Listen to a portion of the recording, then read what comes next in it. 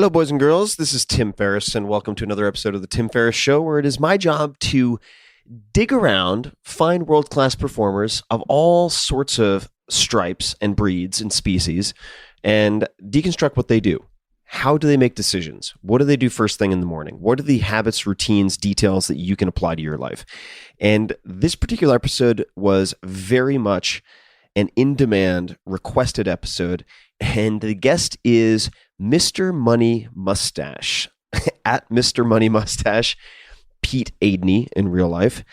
He grew up in Canada in a family of mostly eccentric musicians, then graduated from computer engineering in the 1990s and worked in various tech companies before retiring at age 30.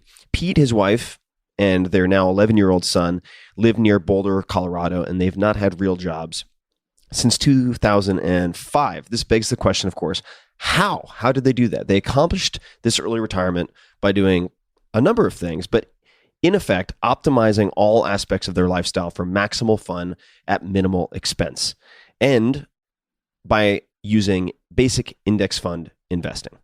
Their annual expenses, on average, total a mere $25,000 to $27,000, and they do not feel in want of anything. So again, since 2005, all three of them have explored a freeform life of interesting projects, side businesses, and adventures. In 2011, Pete started writing the Mr. Money Mustache blog about his philosophy, which has grown to reach about 23 million different people and 300 million page views since its inception, since its founding. It has become a worldwide cult phenomenon with a self-organizing community and incredible news coverage. This episode explores his story, philosophies, and routines. So please enjoy my conversation with the one and only Mr. Money Mustache, Pete Aidney. This episode is brought to you by 99 Designs, the global creative platform that makes it easy for you to find and work with amazing graphic designers online. Longtime listeners of this podcast know how much attention I pay to detail, how obsessively I approach nearly all elements of my work, because the small things often end up being the big things. So whether it's your logo, your business cards, website design, even your email templates, all of these visual elements tell your customers, tell your users who you are and what you're about. So I think it's worth sweating the details. I've been using 99 Designs for years now to ensure that many of my creative projects, whether big or small, are as cohesive, professional, and beautiful as possible. I've worked on draft mock-ups of book covers. I've worked on all sorts of things. Most recently, I've been working with a designer at 99 Designs to update the illustrations and layouts for all of my downloadable ebooks. I've developed a really great working relationship with the designer who goes by the username Spoonlancer, and I intend to continue working with him to bring ideas to life one project at a time. I've also used 99 Designs for all sorts of high-end illustration for different books, like the Tao of Seneca. You can see a bunch of examples on my Instagram that I've put up, and they've turned out better than I possibly could have hoped. So from logos to websites to packaging to books, 99 Designs is the go-to creative resource to build your brand on any budget. So check them out. Right now, my listeners, that's you guys, can get $20 off plus a free $99 upgrade on their first design contest. A contest is a great way to get started and find the right designer for long-term work. You can also book a free design consultation with a brand expert at 99 Designs to receive personalized branding advice over the phone. Their hands-on team has helped thousands of business owners at this point. It's a great way to get the most out of your experience with 99 Designs. So take a look. Head to 99designs.com/Tim for your discount and to sign up for a design consultation today.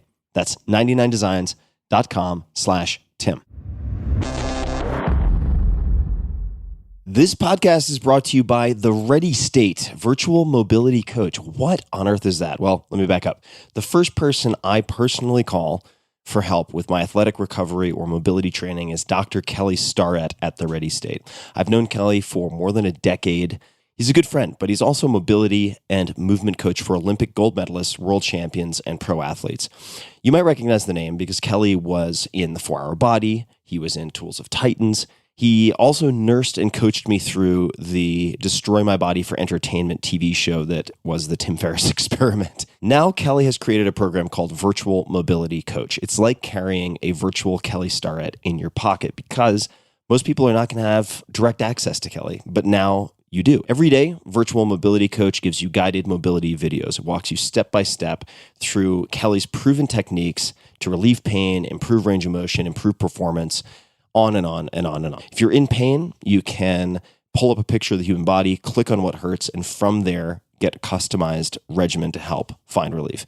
If you are working out or playing a sport, Virtual Mobility Coach offers all sorts of pre- and post-exercise mobility sequences for more than 50 sports and activities, actually. And right now, listeners of this podcast get a special deal. You can try Virtual Mobility Coach. You can get the Kelly Starrett in your pocket, totally risk-free for 2 weeks without paying a penny. Try it completely free for 2 weeks, and if you decide to continue, you can get 10% off for life using promo code TIM10. That's TIM10. Simply visit thereadystate.com/Tim to check everything out and use code TIM10 at checkout. Again, that's thereadystate.com/Tim and use code TIM10 when you sign up to get 10% off for the life of your membership after your 14-day free trial ends. thereadystate.com/Tim. Optimal minimal. This out. This episode is brought to you by AG1, the daily foundational nutritional supplement that supports whole body health. I do get asked a lot what I would take if I could only take one supplement. And the true answer is invariably AG1. It simply covers a ton of bases. I usually drink it in the mornings and frequently take their travel packs with me on the road. So what is AG1? AG1 is a science-driven formulation of vitamins, probiotics, and whole food sourced nutrients. In a single scoop, AG1 gives you support for the brain, gut, and immune system. So take ownership of your health and try AG1 today. You will get a free 1-year supply of vitamin D and 5 free AG1 travel packs with your first subscription purchase. So learn more, check it out. Go to drinkag1.com/Tim. That's drinkag1, the number 1, drinkag1.com/Tim. Last time, drinkag1.com/Tim. Check it out. But dude, I can run flat out for a half mile before my hands start shaking. Can I answer your personal question? Now would seem an appropriate time. What if I did the opposite? I'm a cybernetic organism, living tissue over metal endoskeleton.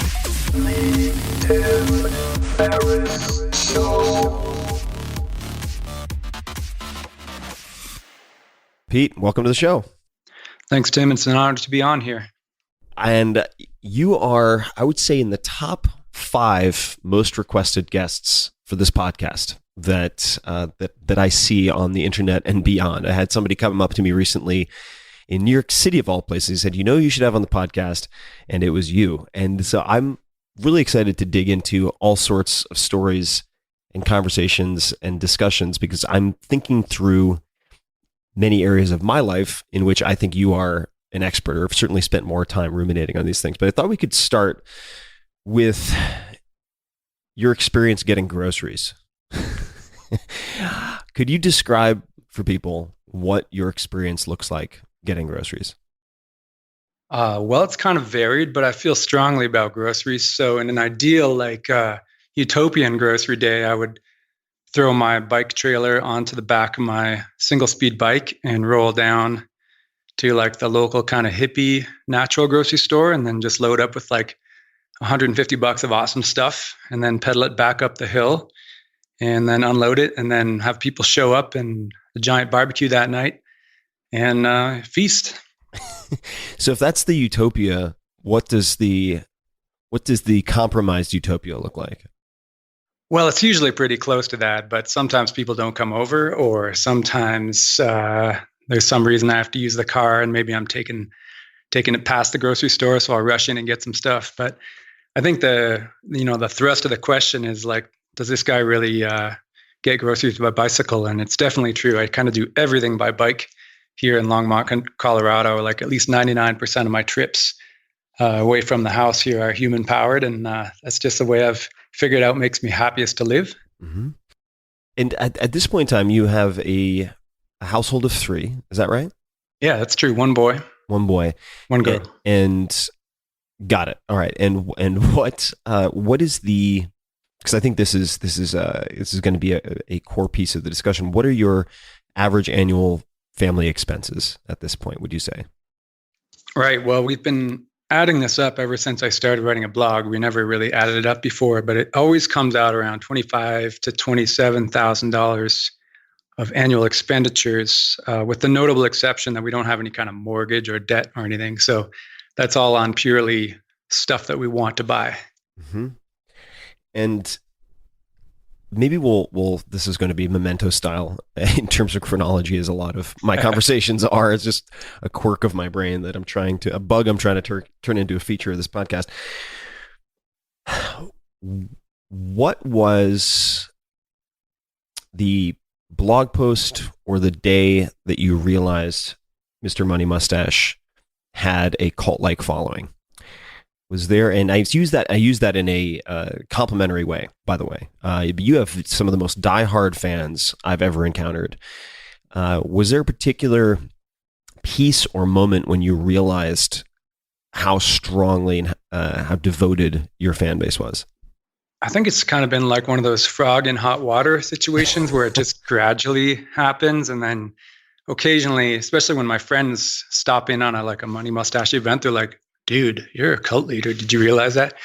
But it didn't really happen any specific time. I would say the first time I was really surprised by the effects of blogging was when I had a guest post on this awesome previous blog called Early Retirement Extreme. And a whole bunch of this Jacob Bloggers fans came over to my blog and just flooded it and just crawled and read every single article and started putting in all these comments. And then it was really a rewarding thing. And it just kept going from there. It's sort of a self-motivating thing. And then the other incident was probably we had a party once, a blog-related meetup in Ottawa, Canada, which is kind of one of my hometowns. And all these people came, like 200 people, and it overflowed into the backyard of this unwitting host's place. And it was a little weird because I didn't even get to meet anybody. And that was the first time I became uncomfortable with I didn't want to be one of those people where you don't even meet everybody who wants to meet you. So Ottawa, I've actually spent a decent amount of time in Ottawa, and I had a beaver tail for the first time while ice skating or planning on ice skating in Ottawa due to a startup there. Well, it's quite a large company now called Shopify. Oh, yeah, I knew that. Yeah, and the beaver tail, that's the right way to do Ottawa, is skating and beaver tails. And now beaver tail is, I don't even remember exactly what it is, but it's a pastry, right? I mean, it's, what is it exactly? It's like a chocolate covered pastry. And for those people who've not been to Ottawa, you can skate for hours. I mean, it's this gigantic, I guess they lower the water level, or maybe they raise the water level so that you can skate effectively around the entire city, if I'm remembering correctly. Yeah, that's right. And it's pretty awesome. But to get back to the blog, what do you think what are the aspects of your philosophy or your writing or your persona that have struck such a chord? Well, it's funny you should ask that, because the first time I ever did a talk, like a big public talk, it was to a conference of bloggers. It's called FinCon, and I just stopped by because it was in Denver. And I'd realized that this blog was kind of behaving like a cult. And then I looked up, what are the properties of a cult? And then I read some articles and maybe a book or two on cults, and I realized, man, I've accidentally done it. And just because that's my idea of a sense of humor is, so it turns out if you want to start a cult, you need to just have a few key elements, like a recognizable leader. You need to have a sense of us versus them, we're an oppressed people and the rest of the world doesn't understand us. And a couple other things. It helps to feel like you're virtuous and have some kind of good changing the world, and the rest of the world needs your help. And so if you look at all the cults, including informal ones like Star Trek or Apple, there's always these same kind of characteristics. And I accidentally emulated those, and in retrospect realized, hey, well, I guess that was a pretty good idea. So for those who are part of the us, in your case, what's the belief system? What are the tenets? Right. So the belief system, which I jokingly call Mustachianism, it's kind of like a lifestyle and a fake religion.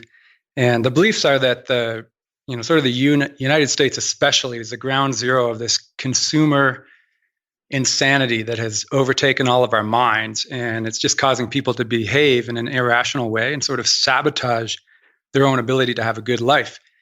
for example, they work way more years than they have to because they're consuming a lot more crap than they have to without actually getting any life benefit about it over it. And the same thing applies to their health and their sanity and their mental health.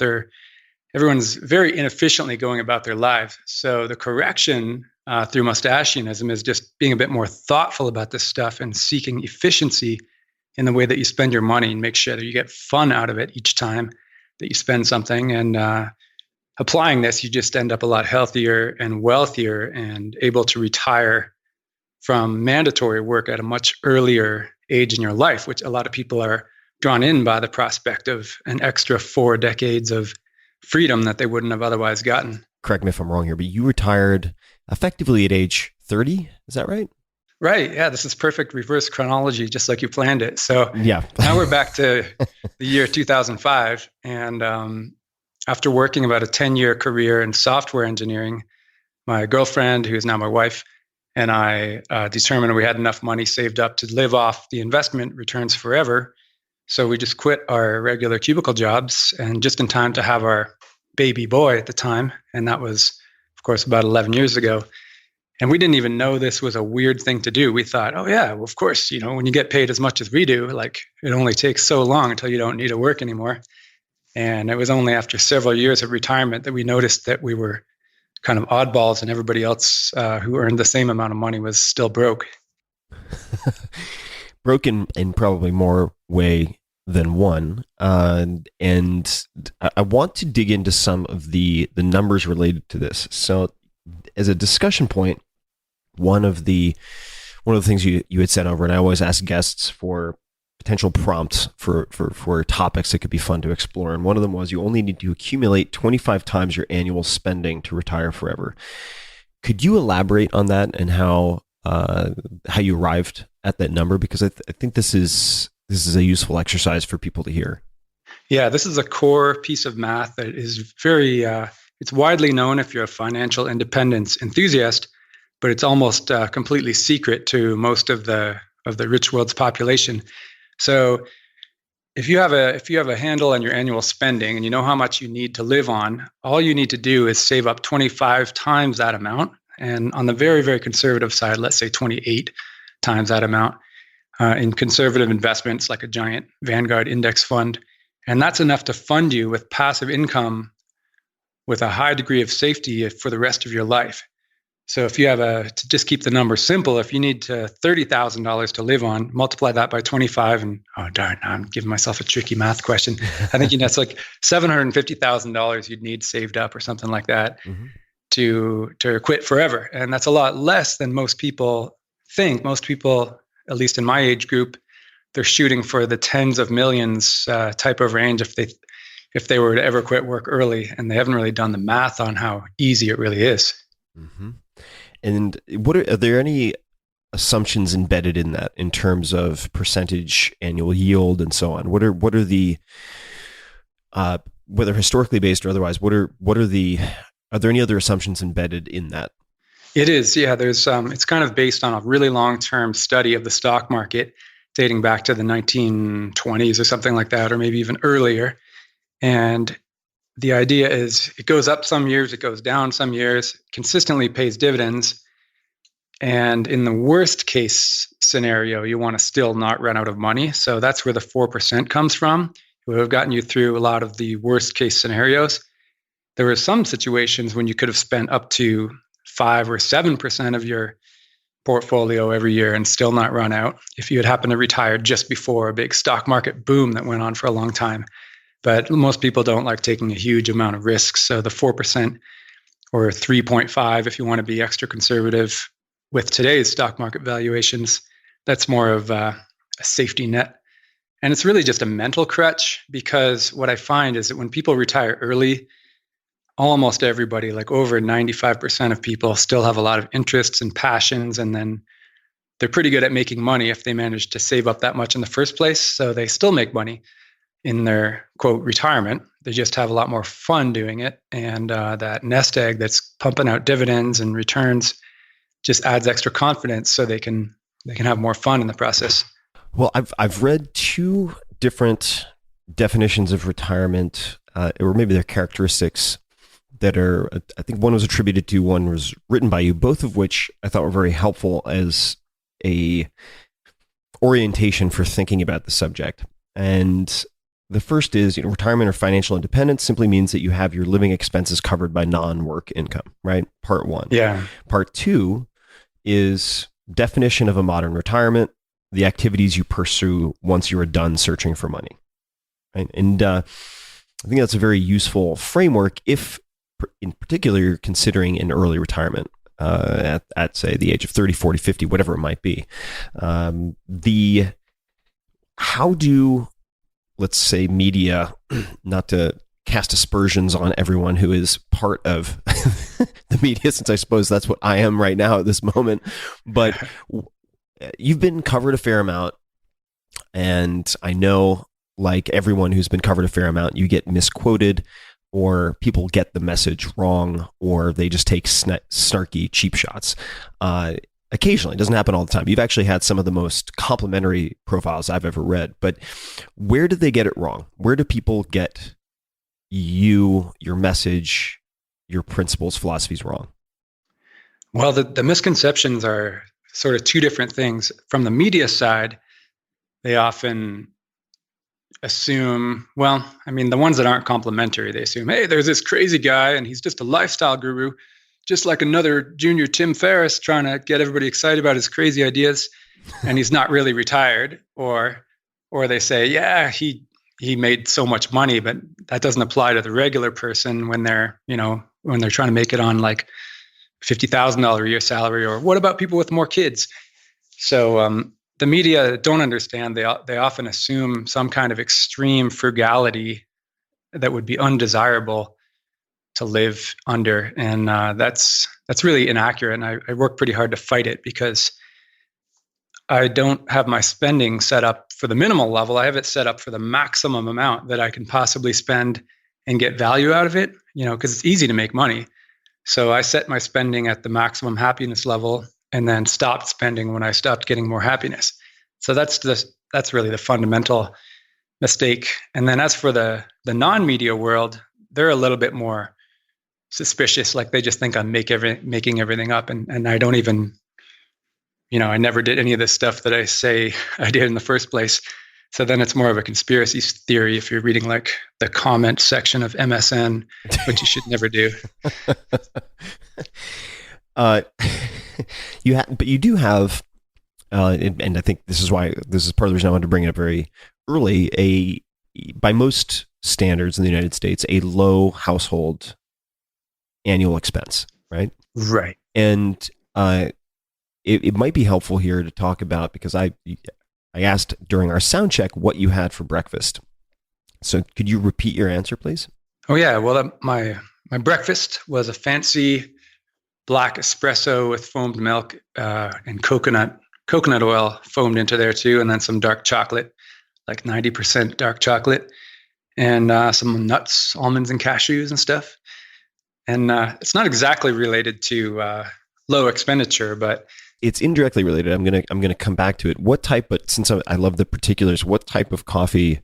What type of chocolate? Do you recall?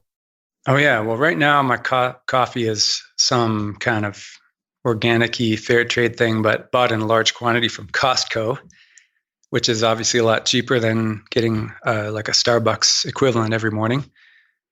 And the nuts are from Costco as well, now that you mention it. So this is the reason I bring it up is that, and I think Stumbling Upon Happiness or Stumbling on Happiness by Daniel Gilbert is a good exploration of this. Oftentimes what we think will make us happy does not make us happy. And we should dig into what happiness is for you, because I think it can be a dangerously nebulous term. But the point being that to have a functional car, and then to have what society tells you is the optimal car, say some type of sports car, there's a massive delta in price, and you pay some severe penalties for that. But to have to go from a good chocolate to an excellent chocolate to world-class chocolate, it might only be the difference of $10 or $12, right? And so there are places where you can optimize without being obnoxiously or frugal to a disabling extent. and derive maximal pleasure. That's the point I was trying to make, is that, and what I would love to hear from you is, for those people out there who are spending far more, multiples more than you are per year, who don't know where to start, are there any easy optimizations that could have a dramatic impact on their ability to get closer to optimizing for happiness, as opposed to succumbing to internal or external pressures to remain on this treadmill of overconsumption? Yeah, right. And this might actually be a better answer for your earlier question too, because as an engineer, like I was kind of born part engineer at least. And for me, optimization is really, really fun. It's like beautiful. And when something is not optimized and when something's inefficient, I actually find it offensive and ugly. So I had a lot of joy. I get a lot of joy from looking at each of my life spending decisions and comparing it like, okay, if I get this car, I'd probably make me about this happy, and this car would make me this amount happy. Whereas if I ride my bike, it does this other thing. And you apply that to food and housing and transportation and clothing, travel, exercise, and then all these categories can become super efficient, where you end up getting incredible happiness out of them.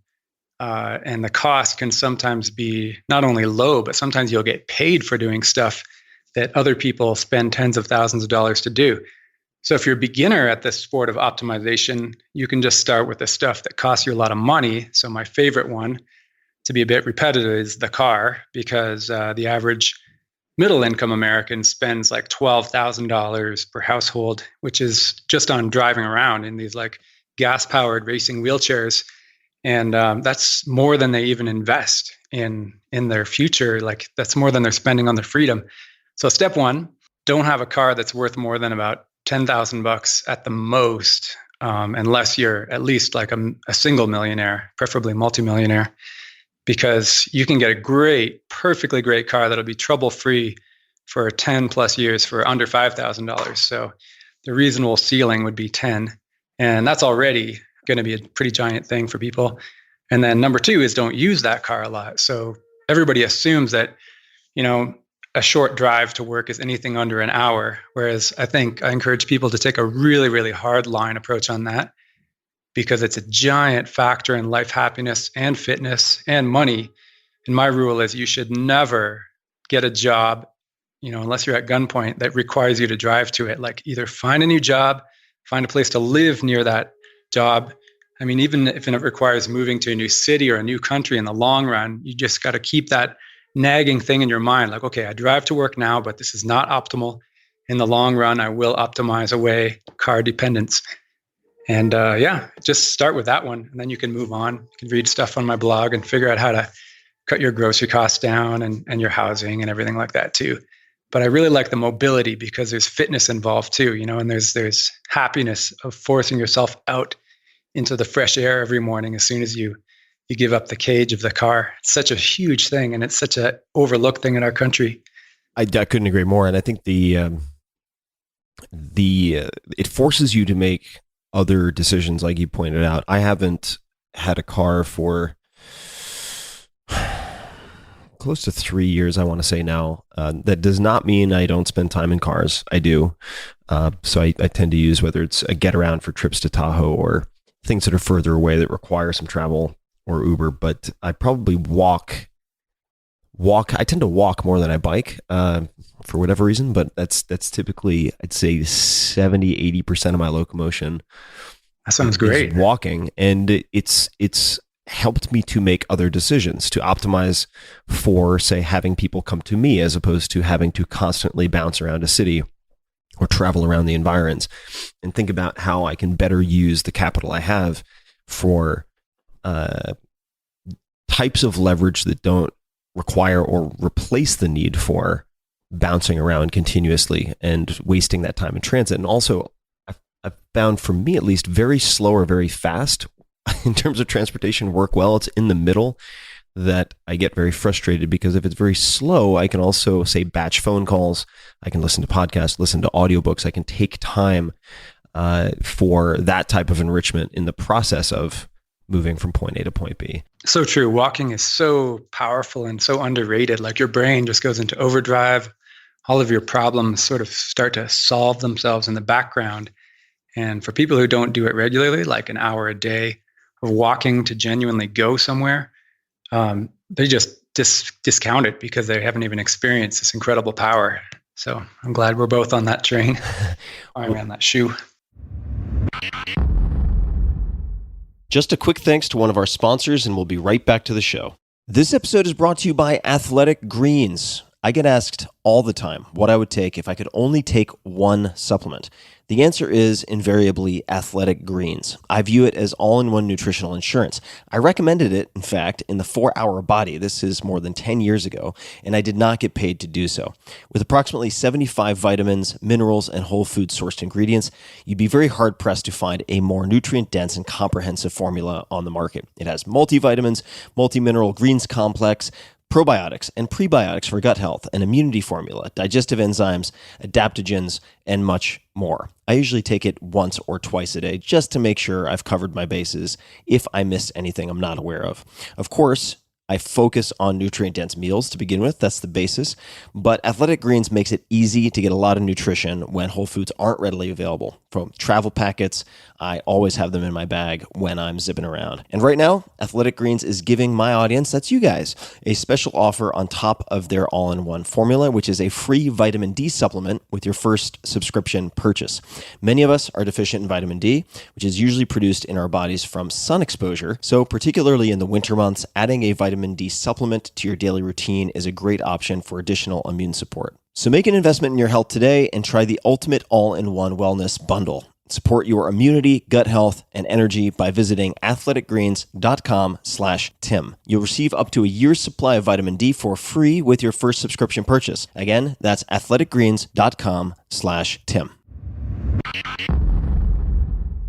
What are some of the books that have, and this could be two different lists, but some of the books that have had the biggest impact on you, or books that you most frequently recommend to your readership?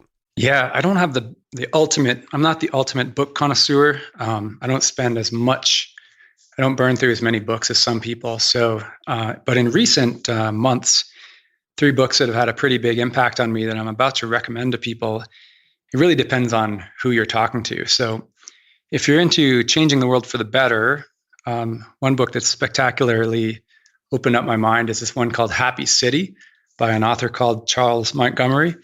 And it kind of just pulls back the curtain on how we're wasting most of our resources and our human and money resources on building up the country into a spectacularly inefficient asphalt jungle. So that's for urban planning nerds and fixing the world nerds. But for people who feel like they personally want to, they're wondering why they're such a weirdo. I'm a big fan of the book on Elon Musk by the author Ashley Vance. I think it's called Elon Musk and the Quest for a Fantastic Future. That book I read, and it talks about Elon as a little kid and growing up. And it's like, that's exactly how I was as a kid. And I thought I was the only one. And he has this feeling where the world is incredibly illogical and no one's listening. And he just wants to just fucking change it. Like, I'm just going to do everything myself then. And I can really, everything except for the fact that he actually does it and I don't, I can relate completely to the feeling of that book. And finally, a really, really old-fashioned book, if someone just wants to wake themselves up and start turning into more of like a positive, less depressed person, is this 1950s classic called The Magic of Thinking Big. I've recommended that to like so many friends because I stumbled across it when I was like 15 years old, and it was really, really old even then. And it's like this 1950s cheesy, stereotypical like man's world, has some flaws in that way, but that just makes it more funny. And it's a great way to just remind yourself like, oh, when you think big and act confident and sparkly, then it's amazing how much stuff actually goes better for you. So those are my 3. So I can't comment on the first 2, but I have to comment on The Magic of Thinking Big. So I have a copy, my original copy of The Magic of Thinking Big, about 15 feet to the side of me right now in my living room. It is one of the books that has traveled with me, and it's face out, so I see it every day when I'm sitting on my couch, along with a handful of others. Tribe from Sebastian Junger, Dune Frank Herbert. That's a bit of a long story. Gratitude, Oliver Sacks. I'm looking at them right now. Bird by Bird by Anne Lamott, Zorba the Greek, and Less is More, which is an anthology of writing on minimalism. And The Magic of Thinking Big by David Schwartz. This book, despite the title, which, like you said, I mean, it screams cheesy at you, and that's why it's good, though. It is cheesy. It's like gorgeously, delightfully cheesy, and you're like, yes, I am a powerful 1950s man as well. I'm going to conduct some business. No, exactly. And it was introduced to me by a man named Stephen Key. Stephen Key, fascinating guy. He lives in, I think it's Turlock, California, middle of nowhere, and has built this fantastic career for himself, developing products, a lot of toys, and licensing them to gigantic companies, whether it's Disney or Nestle, Coca-Cola, you name it. And he makes these incredibly simple prototypes out of construction paper oftentimes, and then will license these ideas for, I'm assuming, hundreds of thousands, millions of dollars over time. And he was given the magic of thinking big at one point by I believe it was a Fortune 500 CEO. So the lineage, at least, or the path that the book took to me was fascinating in and of itself. And I read it, I would say, around 2003, 2004, which was just before I took my walkabout and did all the experimentation with my business at the time to either redesign the business or shut it down. And that was the journey that then precipitated the writing of the 4-Hour Workweek. So the magic of thinking big, I've been meaning to reread it. And part of me, I don't know, tell me if, I'd be curious to get your opinion. So I read it so long ago and I have such a high opinion of it that I'm worried I will read it now and it will not age well when I read it a second time. Have you read it recently? Last time was probably about 5 years ago. And I found it was just as good. I just love the overly simple examples. Like, imagine that there's two little gentlemen in your head. There's Mr. Success and Mr. Defeat.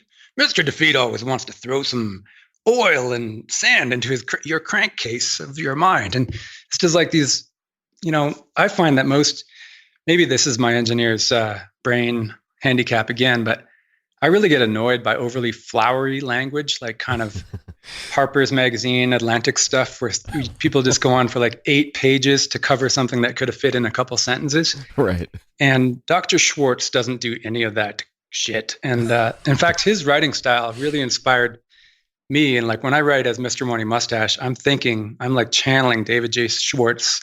And he always starts off every story with this little anecdote, like that makes him sound like casual and powerful. He's like, I was relaxing in my lounge one day when a few of my employees came in for questions. And, it's just, you got to read it again. I'm going to read it again. All right. It's been on my to-do list for January because I've set aside, we're doing this interview in January 2017, and I've set aside the first 2 weeks minimum to simply consider options because I've in the past fallen prey to over calendaring myself and for fun things in many cases, but nonetheless over calendaring so I don't have as much slack in the system, empty space as I would like. And I've been meaning to, as part of my self-imposed curriculum, reread The Magic of Thinking Big. So I will jump into that.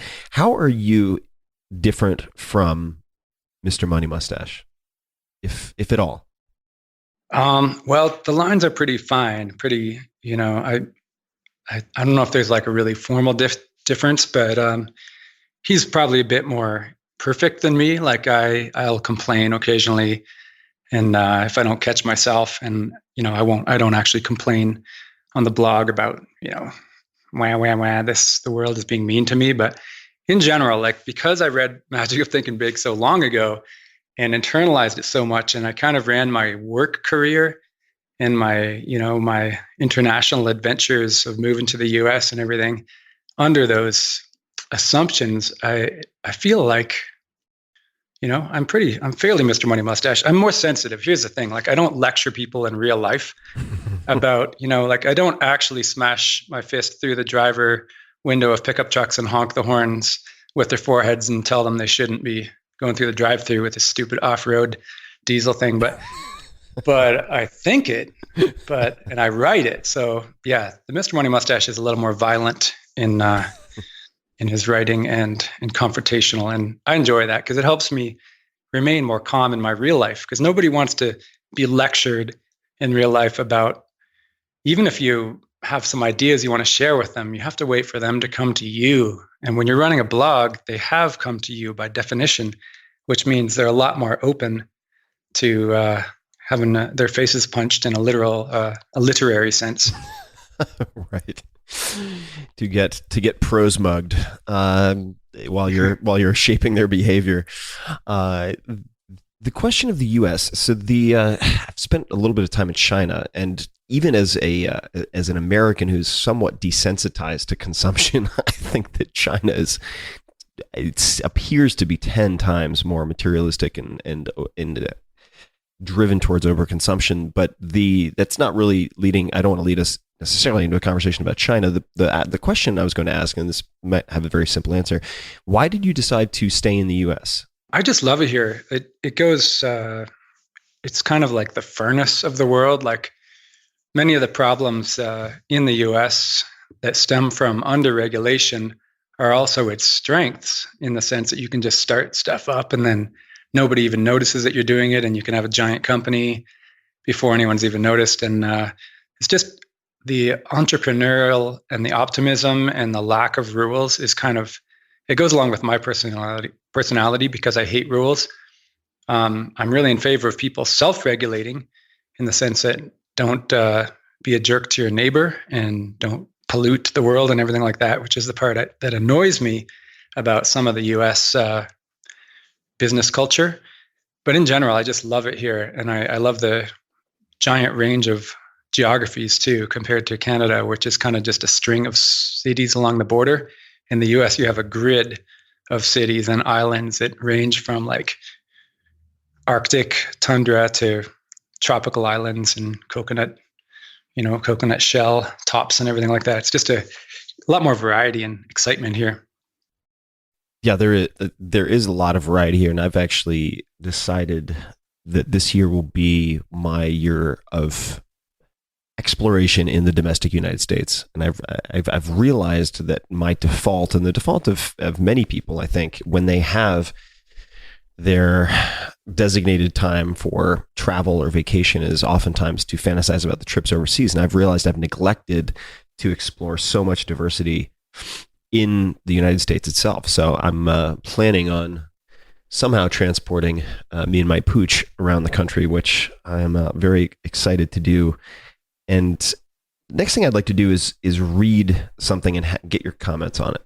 So this is from a piece, a profile of yours in the New Yorker, which, congratulations, I guess it's one of the top 16, is it? Most read of the year profiles, something along those lines.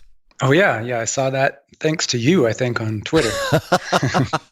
I might have driven some traffic there, which I was happy to do and also hesitant to do, because I know that I'm for sure there are things that are at the best incomplete, and maybe completely off base at worst, but that's just the nature of the beast when you're dealing with these types of profiles. Yeah, I did a snarky responses section for that, like complete on that genius.it website.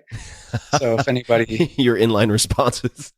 Yeah, because that way the writer can write his story, and then I can add my stuff right on the side, and that kind of corrects for the one-sidedness of normal New Yorker journalism. Yeah, I might have to do that myself, although I'm not sure I want to reopen the wound. I was misquoted even after correcting fact checkers. I was misquoted, and a number of people were misquoted probably half a dozen times in the piece that I had in the New Yorker, which really rankled me because, of course, it sits at the top of Google with PageRank. But yeah. Water under the bridge for now. I'll put that aside. The piece I wanted to read, though, I don't think is going to push those buttons.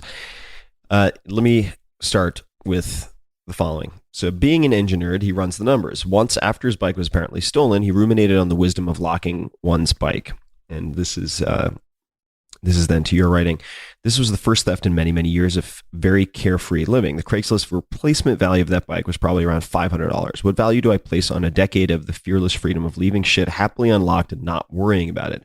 How about the value of my time saved and not spending my life fumbling with an enormous keychain? 90 seconds a day for 10 years is 91 hours, or at least $4,500 of my time at $50 an hour. I was still coming out way ahead. And you concluded, if you can't afford to lose it, you can't afford to buy it yet. Otherwise, the object owns you rather than vice versa. And there are plenty of folks out there who think we are more opposed than I think we are, because the type of math that you did here, and I'd love to get your thoughts on it, but these are the types of things that I think about constantly, because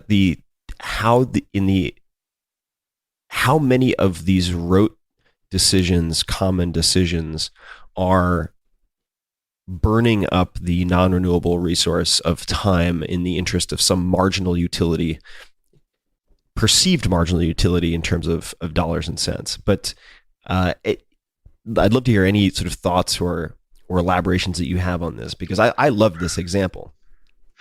Yeah, well, it is the math, sometimes explicit like that, and sometimes more implicit, that drives most of my decisions. And that's why I'm surprised. Like, anybody who says that Mr. Money Mustache and Tim Ferriss are opposites in any kind of way, I think they're not really understanding the picture, because it's really just an optimization process, right? Like, I'm not opposed to spending money. My only limitations on spending money are, number one, it has to make me happy. And number two, a factor in my personal happiness is like resource consumption, because I kind of know the numbers behind all the costs to other people, like into the earth of everything that I buy. So that kind of rules out certain types of spending that other non-sciencey, non-environmentalist people might feel okay about.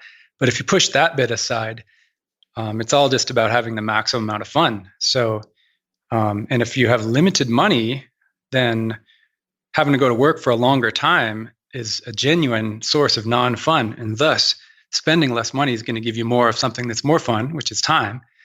And then you're all set. So that's a win. And then now in this post-work world where I've stumbled into more money than I could have imagined having, my spending hasn't changed. And that's just a sign that I got some of the decisions approximately right to begin with. And if I had started buying more stuff afterwards, that might have been a sign that I didn't really do the math right to begin with.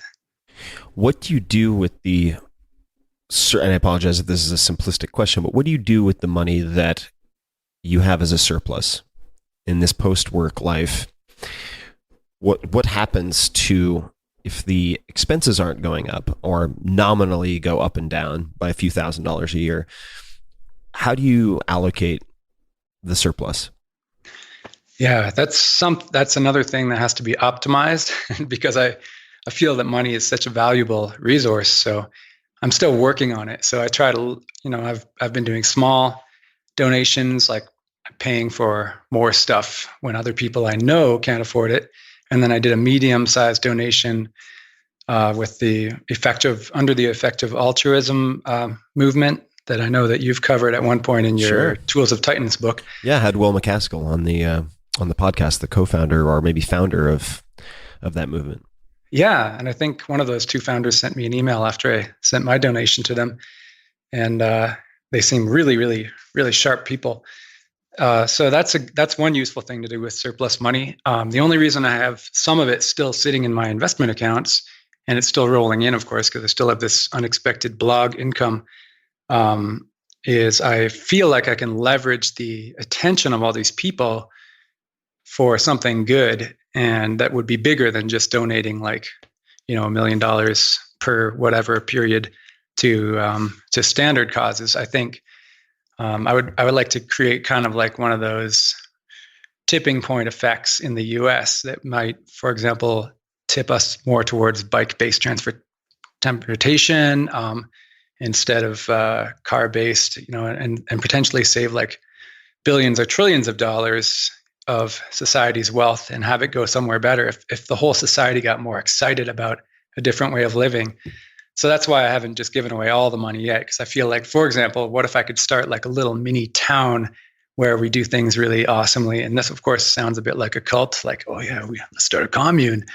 But Yeah, something also sounds like Singapore, right? I mean, yeah, right.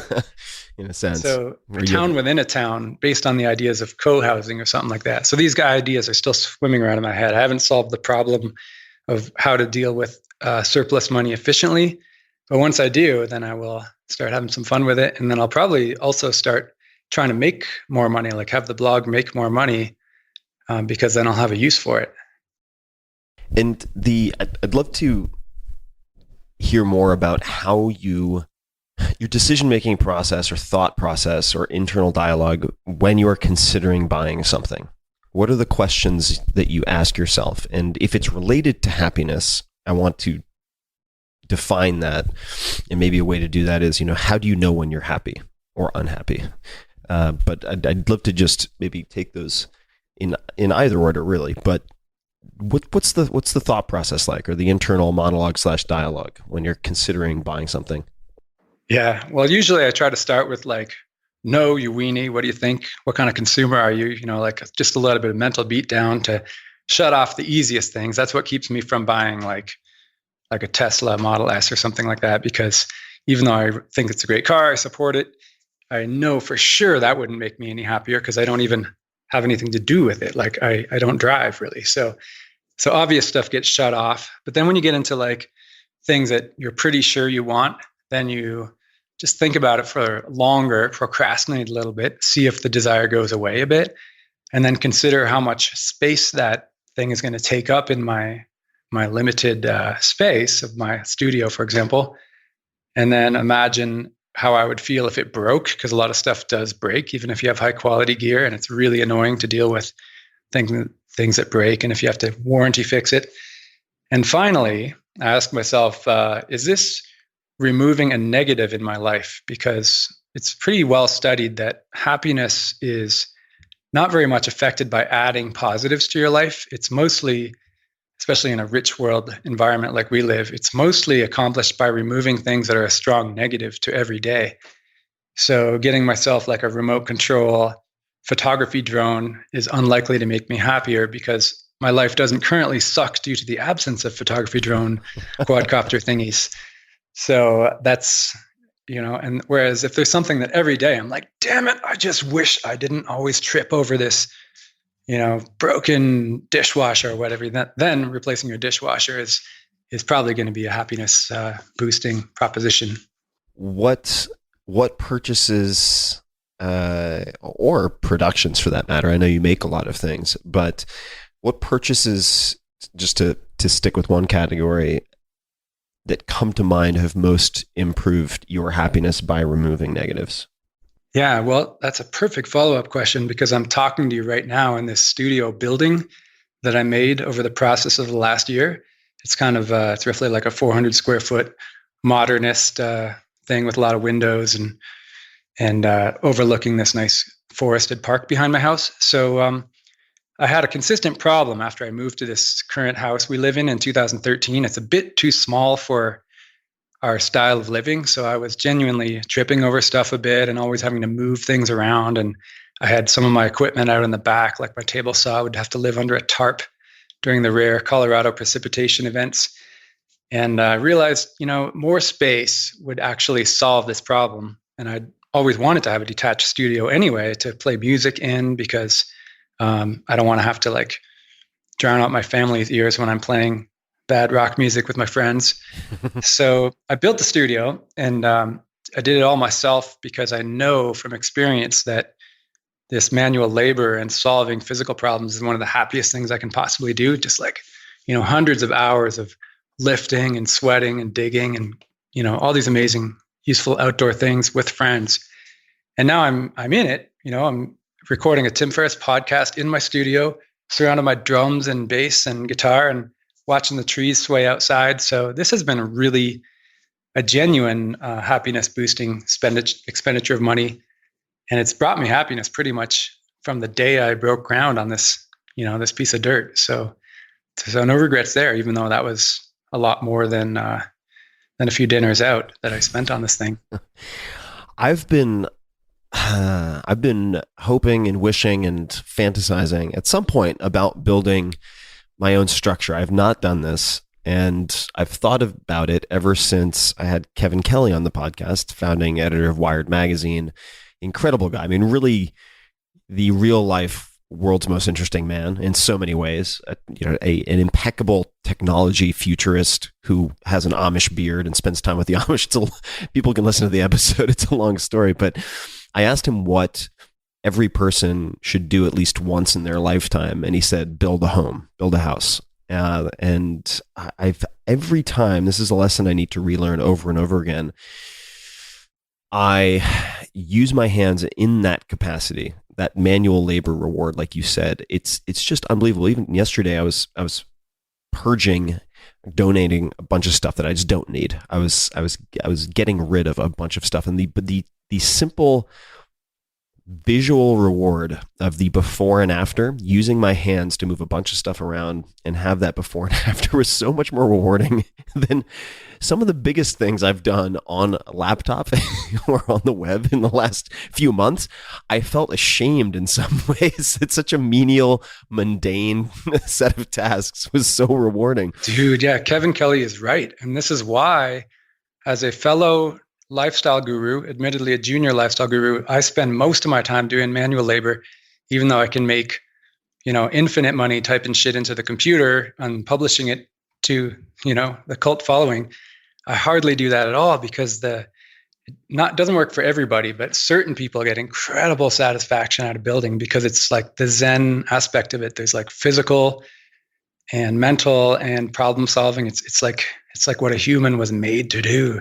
So Kevin is right. In fact, the house that I live in, I also built before I built the studio. I built as a slight exaggeration because there was a bit of a shell.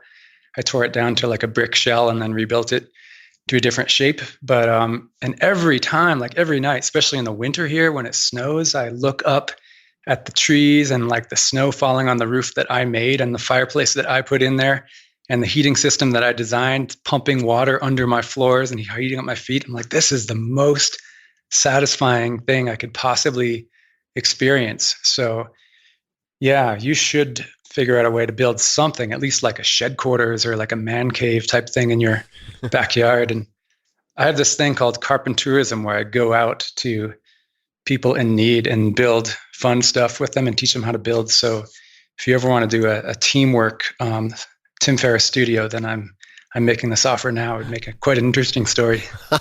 I could be like an operating room assistant of sorts. You'd be like hammer, screwdriver. I think I'd be more of a liability otherwise. But that's how you learn, though. I'll give you the nail gun, and then you'll make some mistakes, and we'll bring a welder, and then you'll like explode some stuff. But later you'll be making fine welding lines, and yeah. I might take you up on that. I love Colorado. I've been spending more and more time in Colorado. Well, I was assuming we would build something at one of your I see. pieces of the world where you need a structure, because you don't need to like build stuff for me. That's not. No, not for you. I was thinking about the people in need, but maybe they don't want like some horrible, atrocious Picasso painting of a table where they're like, I didn't really want some abstract, weird thing, Ferris. If you could use parallel lines next time, please. In this case, you were the person in need because you're this accomplished guy who has yet a hole in your life where you haven't actually built a house yet. So I felt sorry for you. That's all. All right. I will put a bookmark in that. I may take you up on it. Here are a few questions related to consumption, because I do think about consumption a fair amount. Living in San Francisco on some level helps because you can't walk 5 or 10 feet without having someone talk to you about it, or seeing billboards, or seeing announcements and so on related to some type of conservation or curbing consumption. But a few questions for you. The first is, and this is related to kids, so I don't have kids. One of the considerations has been a concern for consumption. So how do you reconcile kids with consumption, or do you not see them as dramatically increasing the sort of consumptive burden? Oh, yeah. Kids are definitely a huge form of consumption. Like if you're a rich world resident and you have a kid, that's another 100 years of rich world lifestyle going on there. So, but I'm not a pure person. I strategically indulge in fun stuff, and my wife and I knew we wanted to have kids, and we just happened to feel that one was the right number for us. And I'm not judgmental against other people, but I think it's just good. It's one of the things to throw into your equation of like child raising. Like, should I have one or maybe 13? You're like, well, if consumption of natural resources is a factor, you might not have 13. But if it's not a factor, no judgment from me. And so we got one, and then you can have probably like a 4x, 400% difference in the amount of consumption you do on behalf of your child, just depending on how you raise them, depending on what activities they're into and what kind of stuff you buy them and how you train them as well. If you train them like, hey, we're rich and rich people get to buy whatever they want, then you're going to raise a super consumer, and more the richer you are. Whereas if you teach them that there's a balance and give them a little bit of biology and science in their upbringing, then they're going to have a value system that prevents them from being nearly as destructive. And yet they'll probably still have more fun in the world as well. Is it true that you paid your son per mile ridden on his bike at one point? Yeah, we still do that. There's just kind of I like this, by the way. This is not in any way a criticism. Right. Every parent, many of them like to find excuses to give their kids money in order for them to figure out how to manage it at a young age. So I didn't want to just hand over money like, here, money comes from nowhere. So I thought that bicycling would be kind of a little income system for him. So he has an odometer on his bike, so it automatically tracks the miles. And then I just give him 10 cents a mile, which adds up pretty fast if you're an all bicycle family. So then I just give him little payouts. And then we've got a spreadsheet where we keep track of his money. He's 11 years old, by the way. And that earns interest. So he has a comparison of like, if I keep my money in the bank of dad, then I'm going to earn interest. Whereas if I spend it, my capital decreases. And then that interest bearing piece of like my little green employees are gone forever. So he still spends his money, of course, but he just knows everything's a trade-off, which makes it more thoughtful. Now you are an engineer, and it seems like you have a strong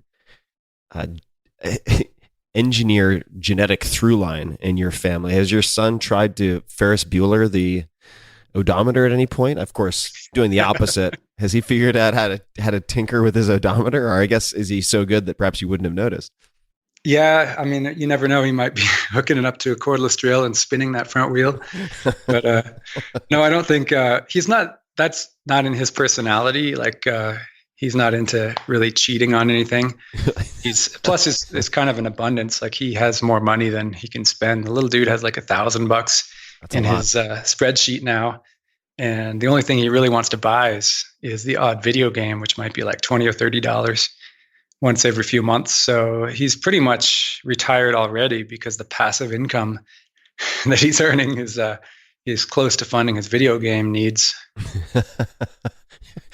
Either that, or he's got the best long con in history. Like he's been conning you with his good behavior for 11 years just to tinker with this odometer, which I don't think is the case. But for those people who are listening, and I'm sure you're asked this all the time, but books on investing or personal finance, are there any go-to recommendations? And they don't have to be books; they could be resources. But for people who want to self-educate, it could certainly be one of your top, one or two blog posts as well. But if you were to pick from potentially your own stuff, but also from other work that's out there, where would you direct people? I think it depends on how interested in investing you are. One of the key nice things about the world, especially the US financial system, is you don't have to know much to be a very good investor. Like you can be a top 10% investor by just buying one Vanguard fund and leaving your money, just putting all your extra money in there forever. So if that's your idea of good enough, which it should be for most people, then you can just read any book by John Bogle, the founder of Vanguard, is one good example. A friend of mine who's a blogger named Jim Collins wrote this book called The Simple Path to Wealth, which is just sort of like a even simpler, more story-based, like enjoyable old man's tales explanation of why you should invest in index funds. And so that's another idea, but much more important than how to invest. As long as you don't screw up your investing, like leave your money in a checking account or buy a shifty life insurance, whole life program or whatever, the things that swindle people out of their money, you're going to be fine on the investing side. So the other side of that equation is a book.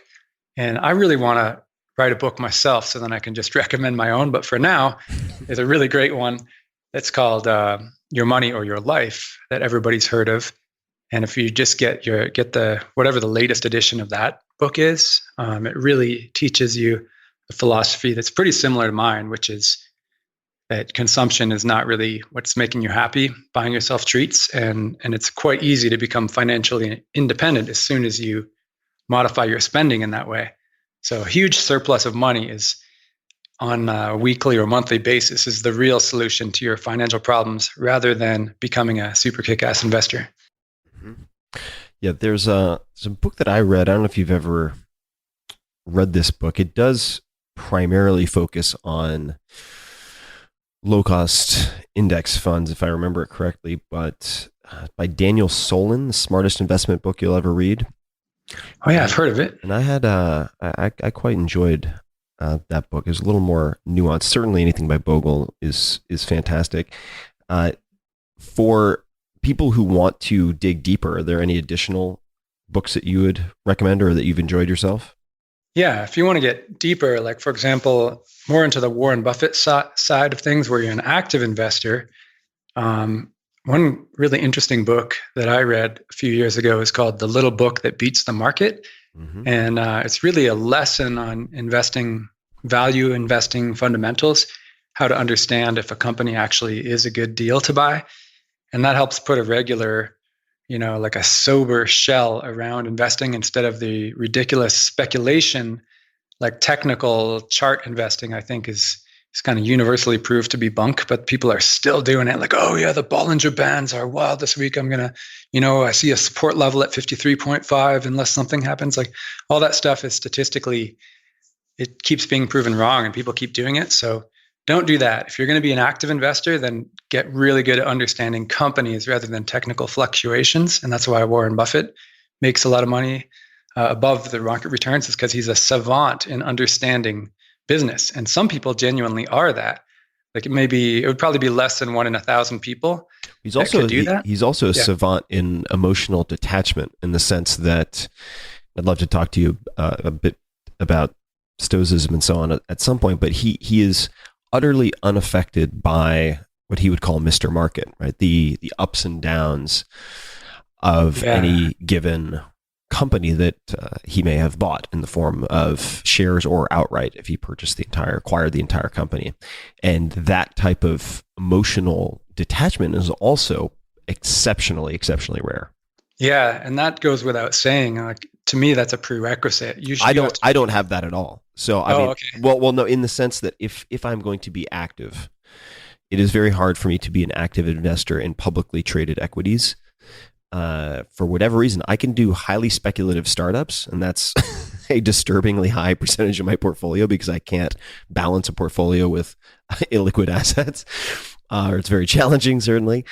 But with publicly traded equities, if I'm trying to be active in any capacity, I do very poorly emotionally with those fluctuations, and I make bad decisions.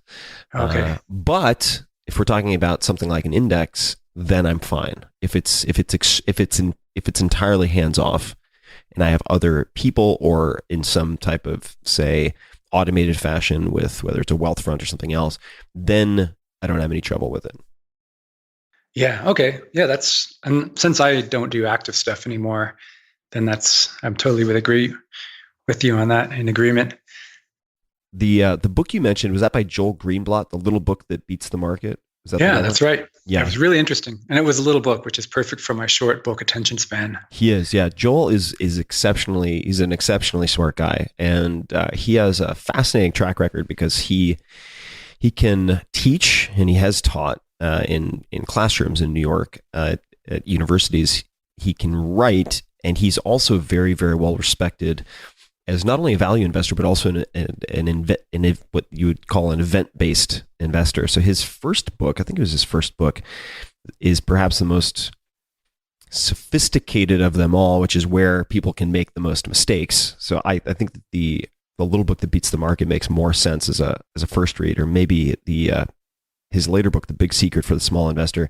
But book with the title that is sort of blessed and cursed in the same way that the 4-Hour Workweek just sounds so schlocky, as if it's going to appear at 3 a.m. on an infomercial, that it's but it's highly memorable. So it's been helpful and punishing at the same time. He has a book called You Can Be a Stock Market Genius, which is actually really sophisticated. I've met some of the most successful, and most of, by the way, hedge fund managers are not successful, but the handful I've met who have been exceptionally successful, this book, which is intended for novices effectively, is one of their favorite books. So lots of interesting stuff out there. Yeah, I'm going to check that one out for sure, since I like Joel Greenblatt's writing a lot. And I still follow, I read investment and finance books all the time. I just try not to recommend them too much on my blog, because it's supposed to be about lifestyle and making your life good. And I don't want it to be all esoteric, but sure. I do read like the Timothy Geithner book, Stress Test. I read that 800-page description of the financial crisis, and found it pretty captivating, knowing what really happened in the background. But for the average person, it's not going to help them get rich and retire earlier, so I don't talk about it too much. Well, on top of that, if you want a cautionary tale, so for those of you out there who love reading, at least if a book is captivating, what you should get at the same time, if you decide to get You Can Be a Stock Market Genius by Joel Greenblatt, which is exceptional, you should also read a book that will be a cautionary tale. And it's a cautionary tale because it details the types of people that you are competing against if you choose to be really active in certain respects. And it's a fantastic read. It's More Money Than God, and it is about the birth of the hedge fund model and a number of the characters and most successful managers in that world. It's a bit like a liar's poker, but instead of bonds, they're talking about hedge funds. And it will give you a very good idea of who you are competing against. And when you step onto the metaphorical golf green and you throw your money down as your participation and bet on yourself, the fact that Tiger Woods is probably 2 holes ahead of you becomes super, super clear. And I should also, just to, in a sense, reinforce what you said about index funds, say, when I went to, the only time I had a chance to go to the Berkshire Hathaway shareholder meeting in Omaha, Nebraska, and I think they've stopped doing open Q&A with Warren Buffett and Charlie Munger, but I actually ran in, and it's insane. I mean, it is like a gigantic rock concert for investment nerds, and people will camp out overnight to try to get a good seat. And I ran in, and I was someone's guest, which was great because I was able to get in a little earlier than the entire stadium full of folks, effectively. And I ran in and I found somebody who was volunteering or working there, and I said, which microphone is the hardest to get to? Because they had microphones all throughout this venue, and that's where you would be able to ask your question if they got to you. And I figured, you know what, people are going to be long-winded. Maybe the answers will be long-winded, although they very seldom are, especially if Charlie Munger's involved. And I need to find a mic where I can be first or second person in line. And so I ran up, went through this crazy set of staircases, and found this mic that was in the middle of nowhere.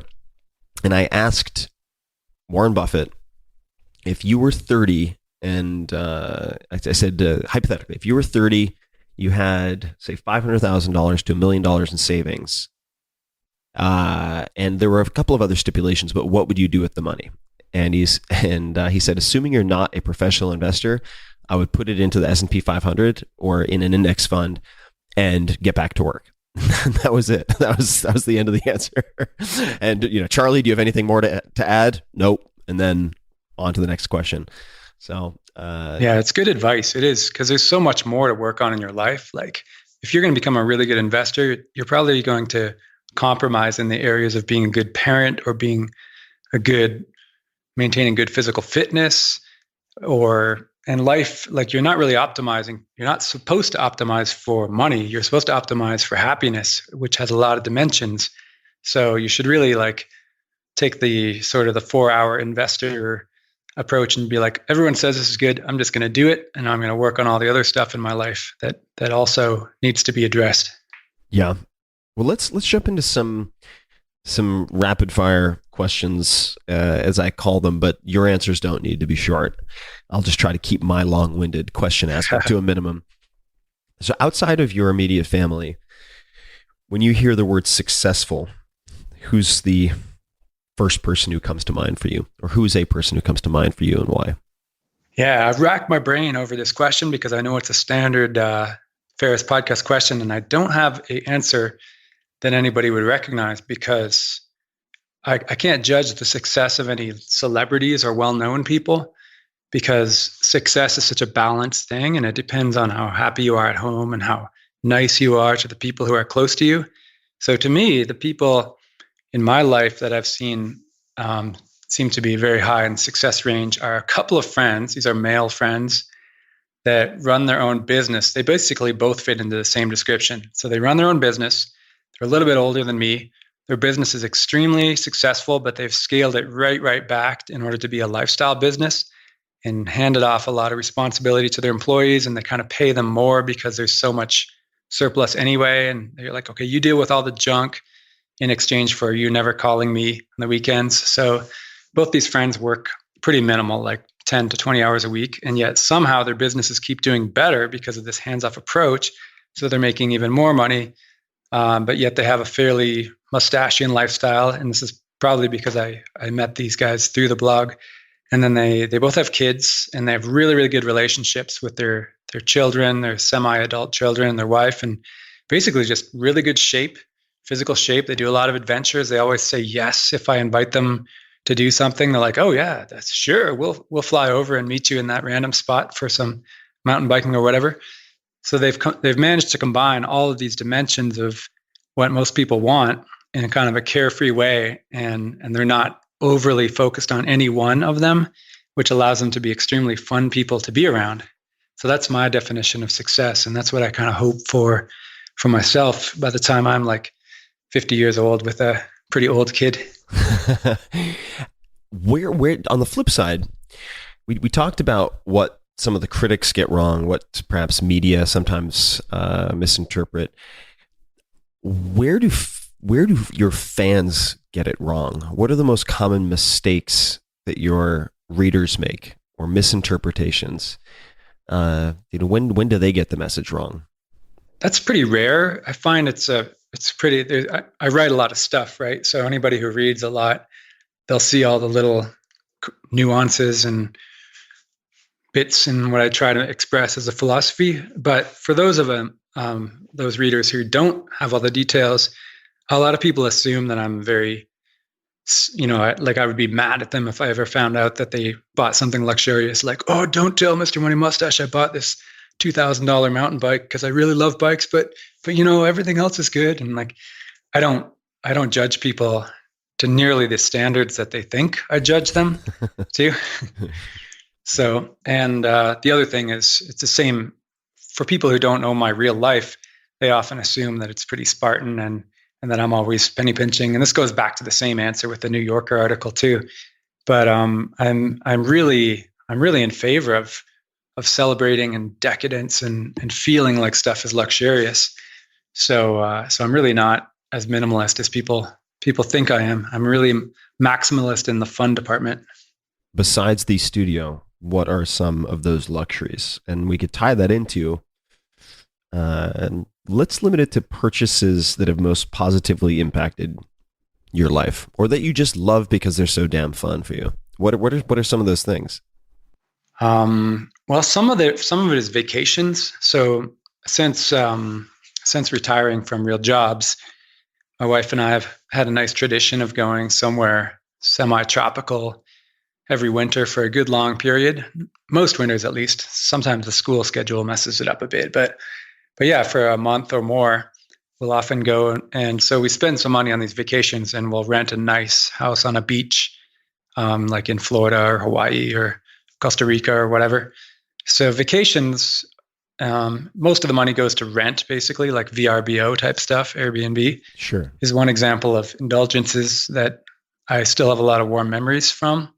And I really like knowing that I can do that at any time.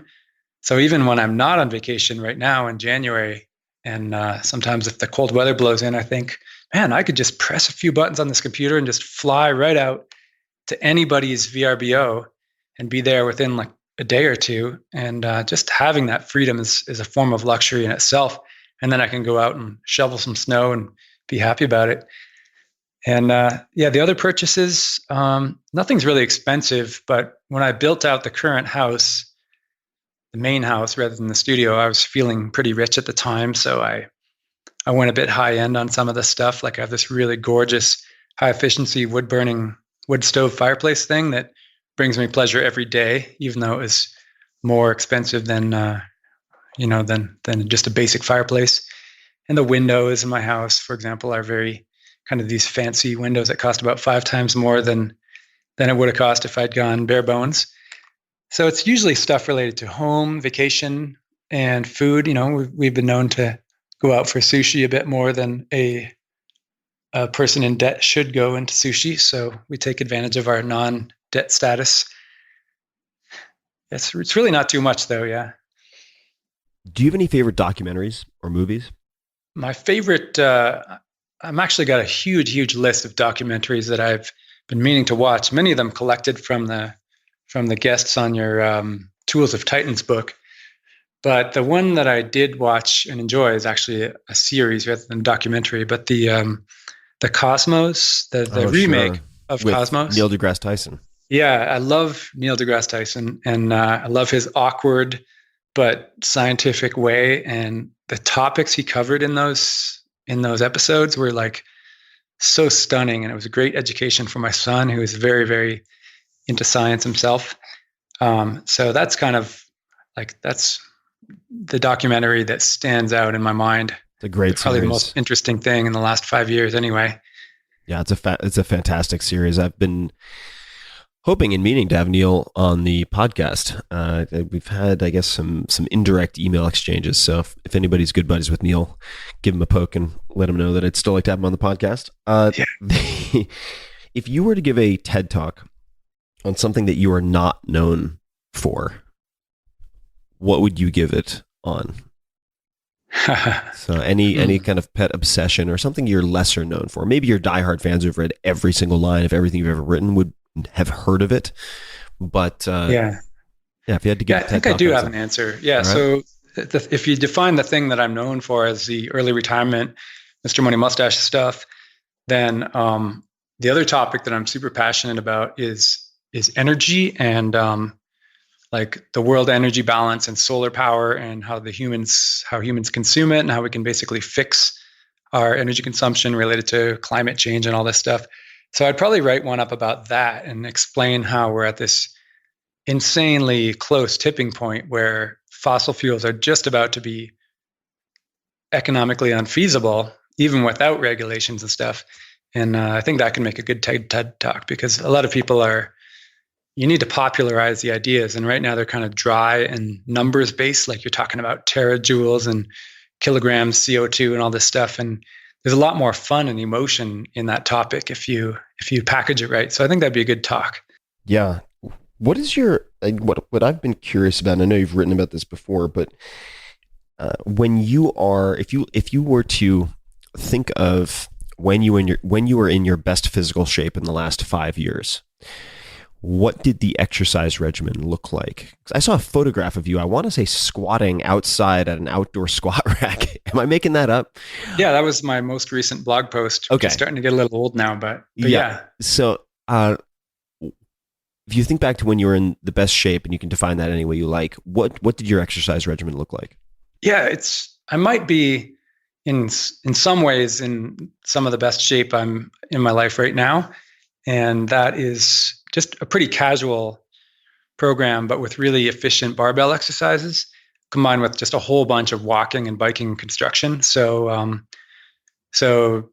the barbell stuff is just squats, deadlifts, clean and press, a little bit of benching and stuff with kettlebells and dumbbells, and generally using weights that I can just barely lift 5 times. And the total expenditure per week is only in the order of like an hour or 2. So I'm not like a gym rat.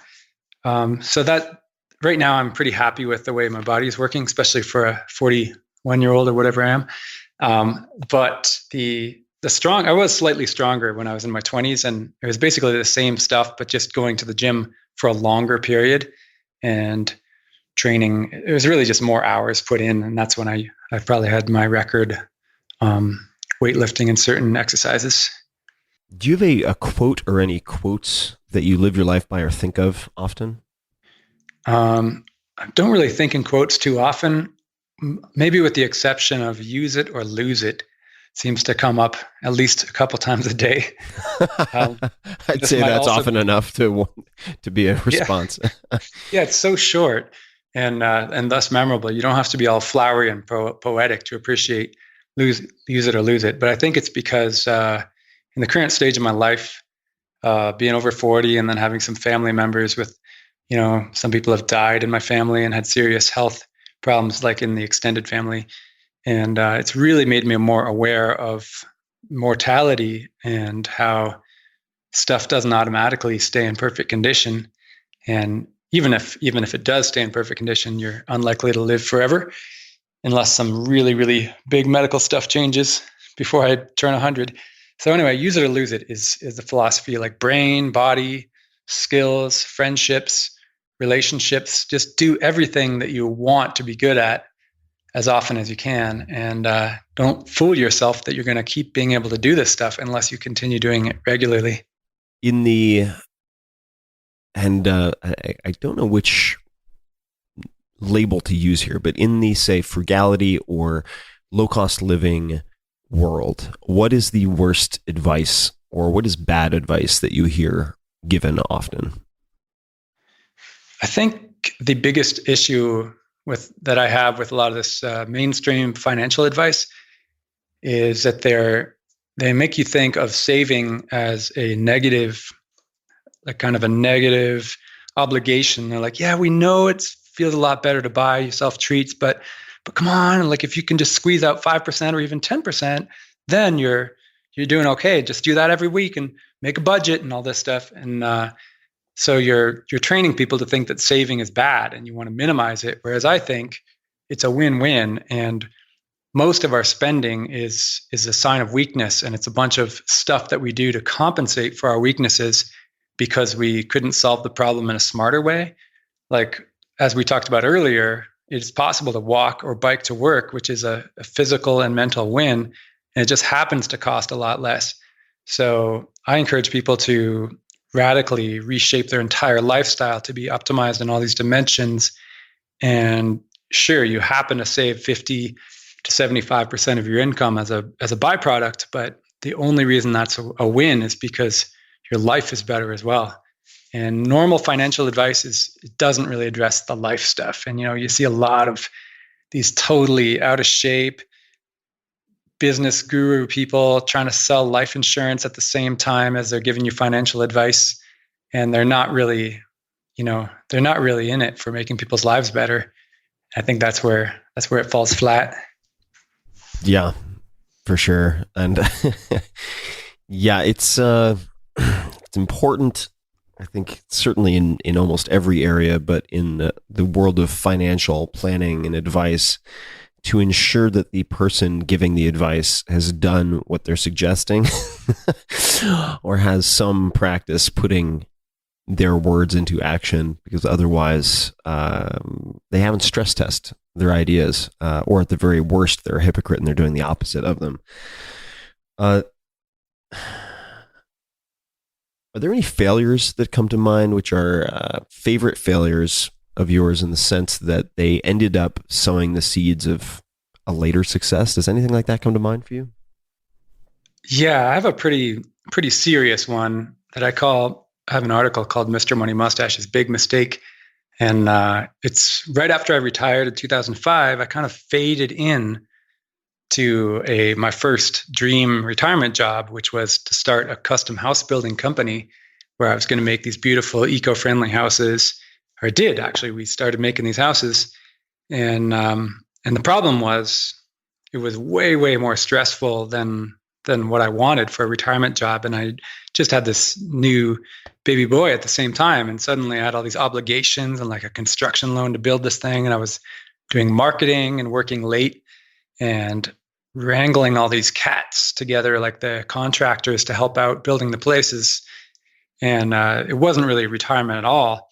And on top of that, we did it right in time for the housing crisis. So like we sold our first house into the 2006 boom market for housing. But then by the time the second one was done, it was 2007 and everything was slowing down and then starting to drop like a rock. And then I was stuck with this beautiful, ready to sell house and nobody wanted to buy it for any kind of reasonable sum.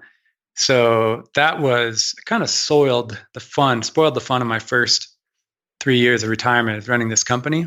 At the same time, though, going through hardship was really good for me. I had to do a lot of hard stuff that I wouldn't have done. And that's how I learned a lot of my best carpentry stuff. You know, the skills that I'm most proud of is I've always messed around with woodworking since I was a little kid, but by being forced into production on these expensive modernist houses where everything has to be perfect, it really trained me a lot, and I enjoy those skills now. So the combination of shittiness and skills, and then we shut this company down. And since then, I've been truly retired and had so much more fun looking back. I'm like, wow, I'm sure glad I'm not doing that anymore. So it lost a bunch of money. You know, some of my retirement savings went up in smoke initially.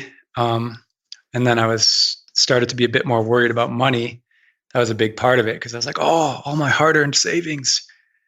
And if I could go back and change that, I would probably still do it, but I would train myself to be just so much more relaxed about it and be like, dude, don't worry, you're going to have so much fun after this and you're not going to run out of money. So just have a good time with your business, even if it fails. What was the process like of shutting it down, in the sense that, was there a particular dinner or conversation or bike ride or moment when you decided to start the process of shutting it down? And what did that look like? Well, it was pretty quick because I bought these 2 vacant lots in kind of a premium new urbanist neighborhood with my business partner and the company. And then we started building the first one, and it was the aforementioned stress was high. And I was like, oh shit, what have I got myself into? Okay, let's just get these things done and then be done with it. So then I got the first one done, and then like, woo, that was great. You know, big success. It sold for more than we were even asking for it. And then the second one got more and more stressful. And I already knew before I even started that second one that I wanted to shut down the business afterwards. It just got drawn out longer. And then we got into like renting it out, but then the tenants turned out to be horrible. And I had these like scam artists move in that we didn't realize were scam artists. And they were like, oh yeah, we just sent you the rent. Yeah, it's in your mailbox. Check your mailbox, click. And they hang up, and all these like little tricks. And the guy had like this, you know, fancy, like brand new Corvette that he had bought, and he had to hide it in the garage because the repo man would take it back if he ever saw it outside. So all he could do is like pull it out, polish it and rev it, and then put it back in the garage. And these people were just really messed up, and I happened to get tangled in their web for a while. And we had to use the full-on eviction with like sheriff coming to the door to get him out of my place. And so yeah, there was some education in there. That sounds like a headache. What did it feel like? When was it finally done, shut down completely? And what did that day feel like? I'd say it was shut down. One of the biggest problems with this is that the relationship between me and my friend who started it and business partner, it just soured, and it became pretty bad by the end. And we had totally different views about work and money and dividing stuff up.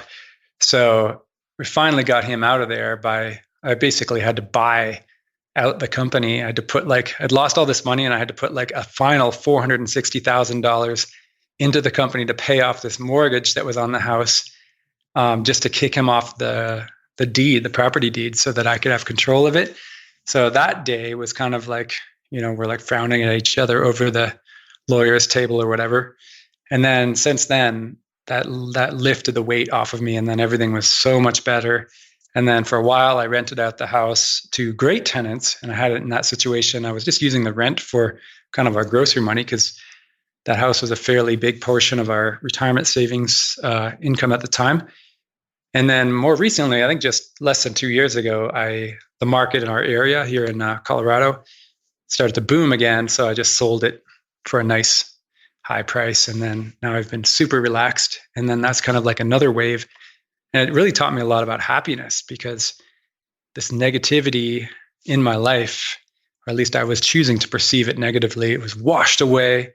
And then suddenly I was happier than I could have ever imagined being, because I'd gone through this somewhat hellish situation. And then remove the negative, right? Yeah. Which is such a valuable question. The question to ask before purchase.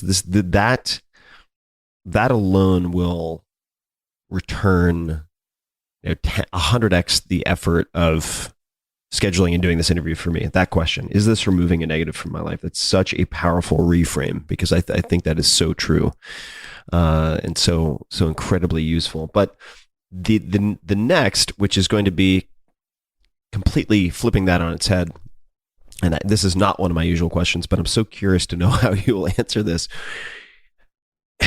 If you had to spend, you were given $100,000, and they said, you have to spend this, you have to buy something or some things.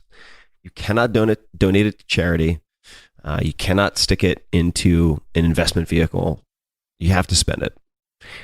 And it has to be on you, your family, or your close friends. But it can't be charitable in the sense that you're, say, paying for the college tuition of your friends' kids and so on. Nothing like that. How would you spend that? What would you do with it?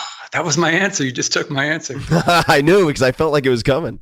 Because I could pay off somebody's mortgage. There's still one family member in my close family that has a mortgage, but yeah, we want to consume here. If can I have more than 100,000? Sure.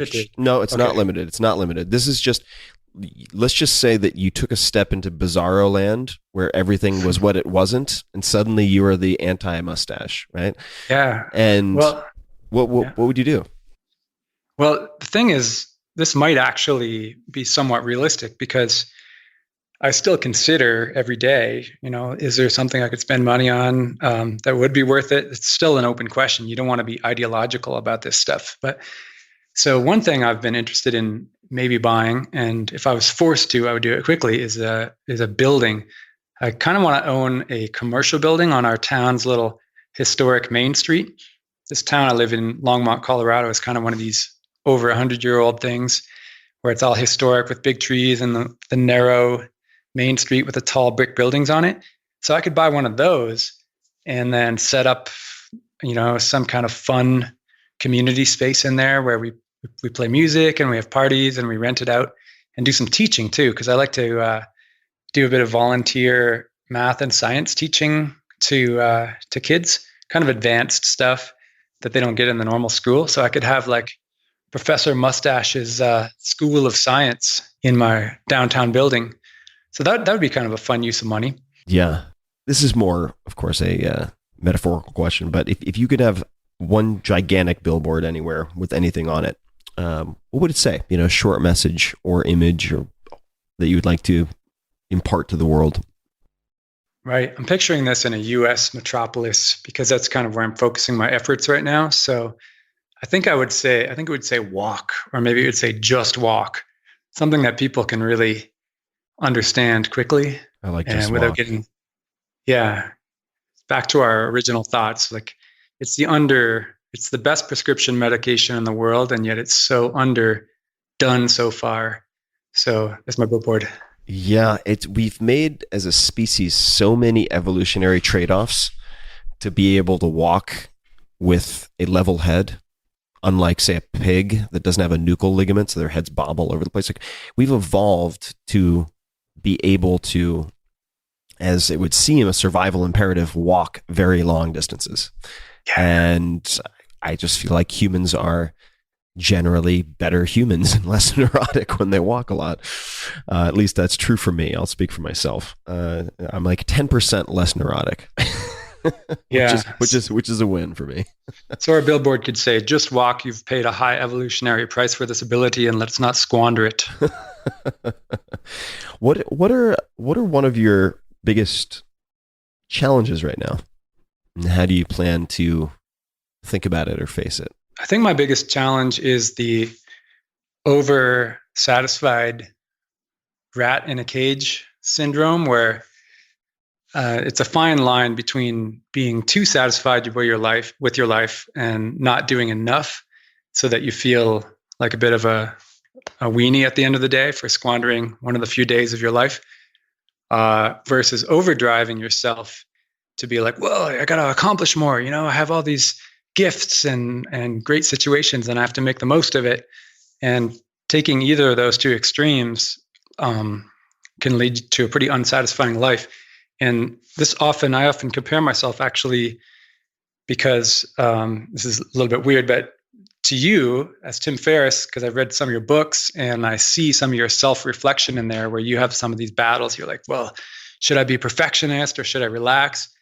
And I have a lot of these same questions to myself. And one of the differences is that I chose to have a kid, and I focus a lot of energy on that, which by definition subtracts a lot of the other stuff I could do. Like, why am I not running my own kind of Tesla type company or whatever? So that's my challenge, is trying to walk the line and have at the end of each day, be satisfied that I've created the right balance of like stress and accomplishment versus lazy decadence, which is part of the fun of really being early retired, is that you generally can like just smoke a bowl and have some fun with your friends on a Wednesday and like sleep in, and it does not matter. And you still are going to have all the money that you need no matter what. So, and it's still, I still have trouble. I've been a little bit on the lazy side in the last couple of weeks because of family conditions here at home. And so I'm craving to get back to work on something hard. How do you think you'll explore that in the coming year? Testing that balance or trying different things to try to find it, or maybe it's a matter of just oscillating between the poles, and that's how you achieve balance. It's not like you're ever 50-50 for a long period of time. You just oscillate between the poles. I don't know, but how are you thinking about that? Because I'm also thinking about the same thing in 2017. Yeah, well, it's a continuing series of experiments, and it's always changing. Like, I've been at this for a long time. It's been 11 years since I had a real job, and I've done a lot of hard stuff and then a medium amount of laziness in this time. So I keep trying stuff to see if I enjoy it. So like last August, for example, I wanted to see if I enjoyed the TED Talk kind of public speaking, and I did a whole bunch of traveling around that as well. And I found it was a bit too much. Like, I enjoyed the actual stuff that I did, but I was craving being at home. And then that's made me realize that most of my joy comes when I'm actually creating something. And this is why I'm less travel oriented than other people, because I can't really create while I'm traveling. So I need to do a certain amount of like nitty gritty construction and design and just hanging out and having unplanned, spontaneous people coming over for a party or a barbecue or whatever.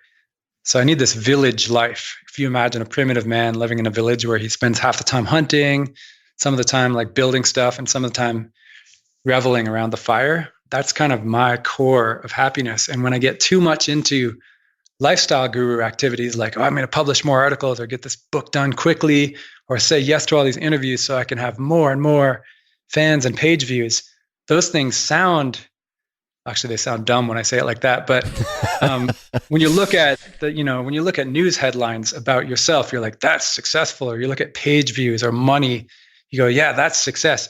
But it's actually kind of the least happy thing that I do. It's the least satisfaction bringing. So I have to balance that with these much more villagey type of activities. But if I totally neglect the internet world, then I'll feel like I'm letting the world down, because you can actually create good, positive change that way that you could never do just in your own village. Right.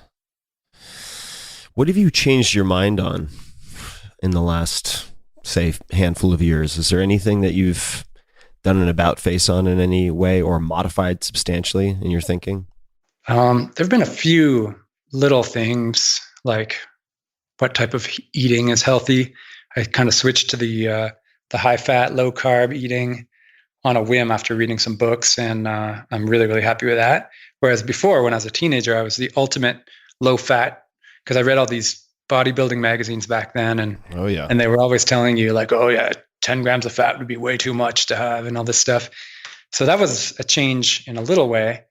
The biggest change I've had, though, is more in my understanding of happiness. I thought that happiness came from maximum achievement and maximum wealth. And as I got into experimenting with those things, sounds too much like my other answer, but I learned much more about the balance that's required for happiness. So it's changed my goals for the rest of my life, is that there's a lot more to happiness than just being maxed out in one dimension. So I only have a few questions left. I'm having a lot of fun. I mean, we could keep going for many, many hours, but do you have any ask or request of my audience? Any experiment you'd like them to do, exercise, anything? It could really be anything, but any parting thoughts before I ask you where people can find out more about you and so on? Right. Well, if you are new to this stuff that I talk about, then I would suggest, and if anything that I am advocating sounds crazy, like, for example, not using a car to get your groceries or not using a car to get to work, then try it and think of the idea of voluntary hardship. Like, put this that phrase into your mind and then see where you can apply it through the day. And then you're like, hey, that looks hard. I think I'm going to do it. Instead of that looks hard, I'm going to try to avoid it.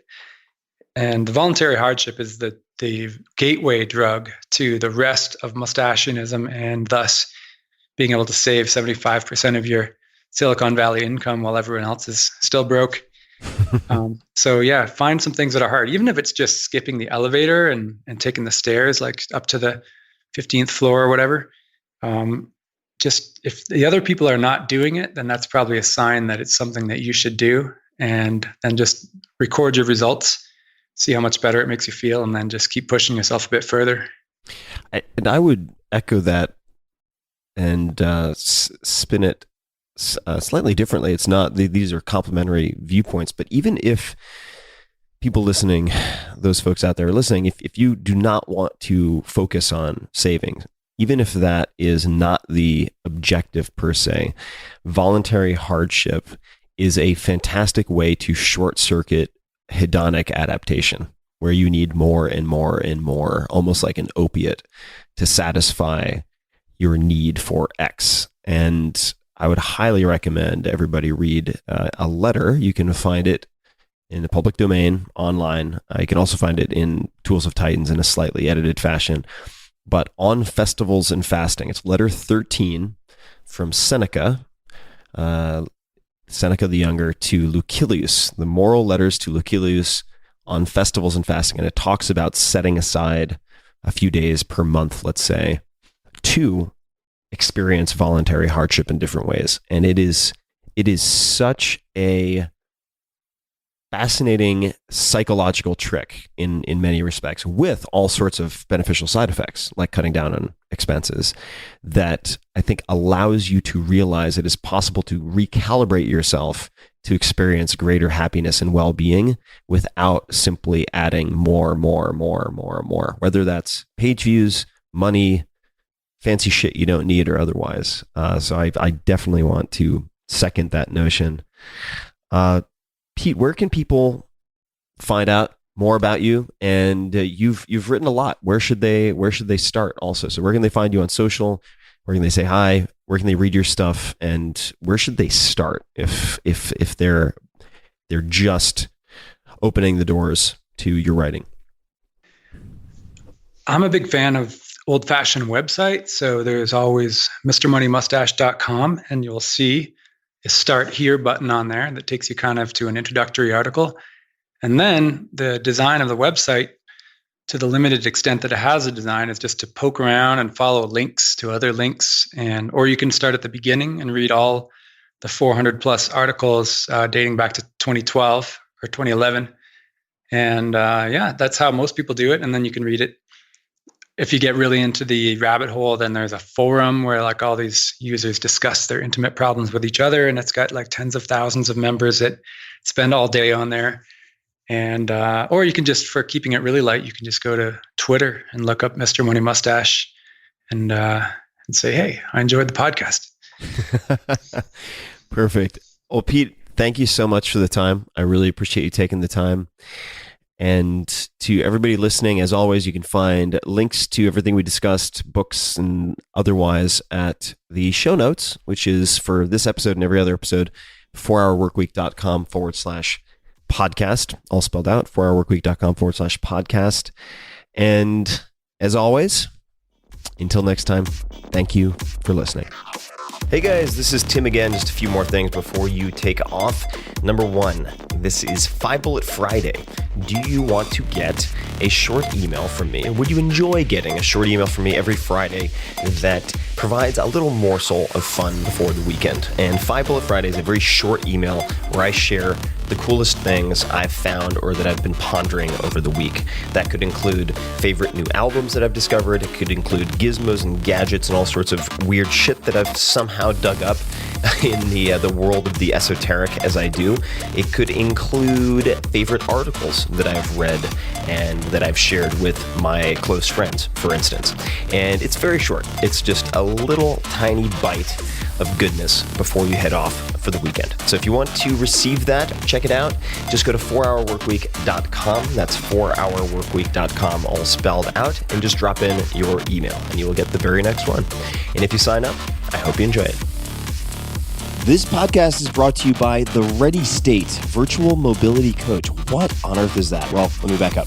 The first person I personally call for help with my athletic recovery or mobility training is Dr. Kelly Starrett at the Ready State. I've known Kelly for more than a decade. He's a good friend, but he's also a mobility and movement coach for Olympic gold medalists, world champions, and pro athletes. You might recognize the name because Kelly was in the 4 Hour Body. He was in Tools of Titans.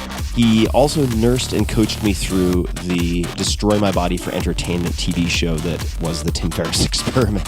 Now Kelly has created a program called Virtual Mobility Coach. It's like carrying a virtual Kelly Starrett in your pocket because most people are not going to have direct access to Kelly, but now you do. Every day, Virtual Mobility Coach gives you guided mobility videos. It walks you step by step through Kelly's proven techniques to relieve pain, improve range of motion, improve performance, on and on and on and on. If you're in pain, you can pull up a picture of the human body, click on what hurts, and from there, get a customized regimen to help find relief.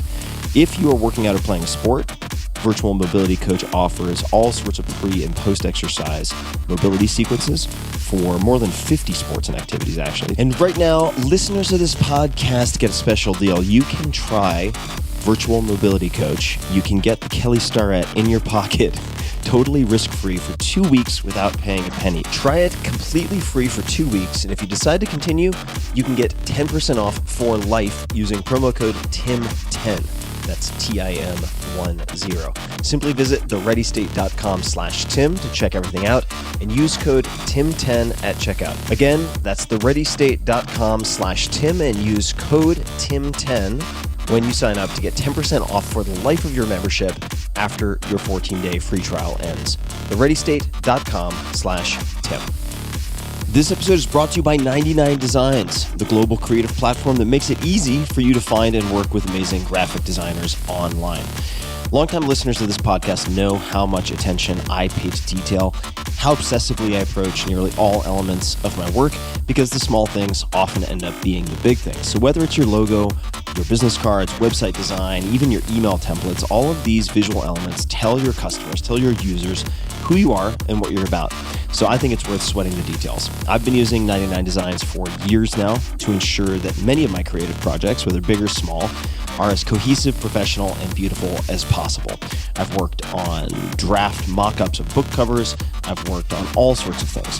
Most recently, I've been working with a designer at 99 Designs to update the illustrations and layouts for all of my downloadable ebooks.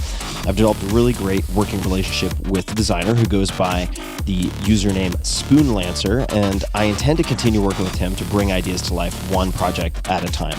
I've also used 99 Designs for all sorts of high-end illustration for different books, like the Tao of Seneca. You can see a bunch of examples on my Instagram that I've put up, and they've turned out better than I possibly could have hoped. So, from logos to websites to packaging to books, 99 Designs is the go-to creative resource to build your brand on any budget. So check them out. Right now, my listeners, that's you guys, can get $20 off, plus a free $99 upgrade on their first design contest. A contest is a great way to get started and find the right designer for long-term work. You can also book a free design consultation with a brand expert at 99 Designs to receive personalized branding advice over the phone. Their hands-on team has helped thousands of business owners at this point. It's a great way to get the most out of your experience with 99 Designs. So, take a look. Head to 99designs.com/Tim for your discount and to sign up for a design consultation today. That's 99designs.com/Tim.